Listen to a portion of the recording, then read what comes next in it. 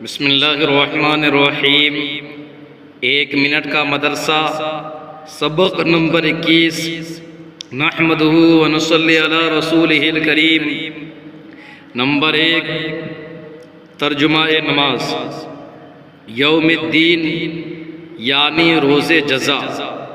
مالک یوم الدین کے معنی ہوئے جو مالک ہے روز جزا کا۔ نمبر 2، ایک سنت، کل رکوع کی یہ سنتیں بیان ہوئی۔ نمبر 1، رکوع کی تکبیر کہنا۔ نمبر 2، رکوع میں مردوں کو دونوں ہاتھوں سے گھٹنوں کو پکڑنا۔ اور آج کا سبق رکوع کی سنت۔ نمبر 3، گھٹنوں کو پکڑنے میں مردوں کو اپنی انگلیوں کو کشادہ رکھنا۔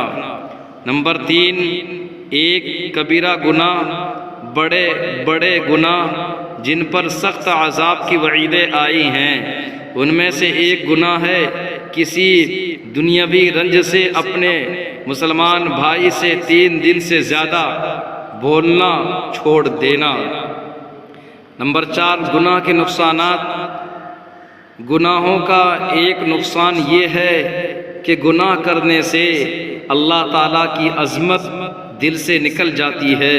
جب اس کے دل میں اللہ کی عظمت نہیں رہتی تو اللہ تعالیٰ کی نظر میں اس کی عزت نہیں رہتی، اور پھر یہ شخص لوگوں کی نظروں میں ذلیل و خوار ہو جاتا ہے۔ نمبر 5، طاعت و عبادت کے فوائد۔ سورہ واقعہ پڑھنے سے فاقہ نہیں ہوتا۔ حضور صلی اللہ علیہ وسلم کا ارشاد ہے کہ جو شخص ہر رات میں سورہ واقعہ پڑھا کرے اس کو کبھی فاقہ نہیں پہنچے گا۔ السلام علیکم۔